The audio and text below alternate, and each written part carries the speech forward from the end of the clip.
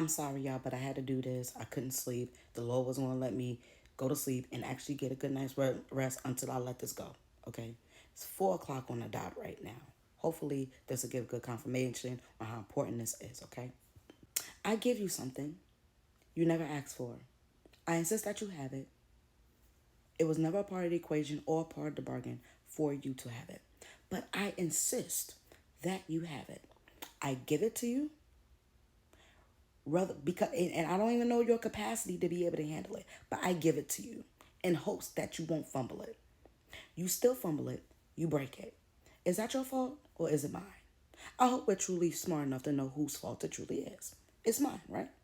Because I should not have given you anything that was never a part of the equation. If that was not your focus point, I should have not have forced you to handle something that you possibly strategically did not ask for, because it's a great chance you didn't ask for it because you couldn't handle it.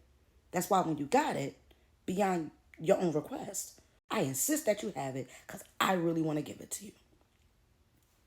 Because this dynamic calls for me to give you this, right? But if that's not your focus point, whose fault is it also for because I didn't further investigate on why you were really here, what you really wanted by being here? Because if I'm not focused on what you're focused on, the intentions of the heart are not aligned, right? Speaking of which, we cannot walk around heartbroken when people are saying, yeah, I want your heart. I want to love you. You gave your heart to someone when they really took your mind, because that's how they view love. Traumas, triggers, toxicity, all the hard T's, you understand? While I'm thinking I'm having a glorious, oblivious, good time with someone that I gave my heart to.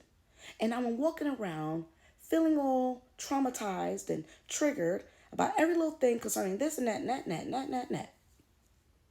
When the whole time I didn't stop and slow down long enough to realize you didn't break my heart. I broke my heart because you never asked for my heart. Even though you wanted love, you didn't see it in a way of really getting and navigating yourself to my heart. Your way of getting to my heart is by mind-boggling me. So while I'm walking around saying I'm heartbroken, I'm really mind-broken. While I'm walking around saying I'm heartbroken, I'm really body broken because I gave you a part of my body that you was only focused on. Let me tell you something real quick. You don't know what somebody's focused on by asking them what they want. They tell themselves on where their focus is, which is their number one priority, their number one goal. Once they get it, they're gone, right?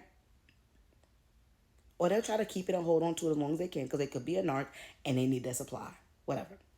However, the best way for you to know where somebody's focus is not by asking them, it's by watching them. And they always give themselves away on what they're focused on by what they initially mention concerning what you ought to give them, or what they want from you, or even what they're willing to give you.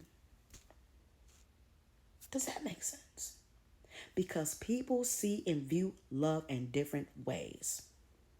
People come from different backgrounds and different examples of what love looks like or supposed to be, when usually it's far from it.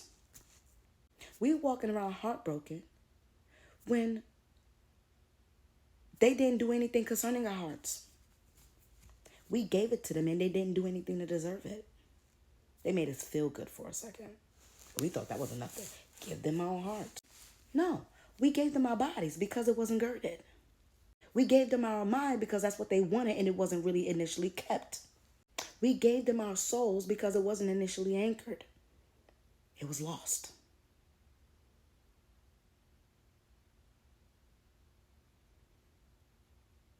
We gave them our voice because we didn't know how to use it. So before we walk around traumatized with a victimization and scarcity mindset, hollering heartbroken, just ask yourself before you say that ever again. Did I do it to myself? Or Did I get broken in other ways because of the lack of examples concerning the industry of love?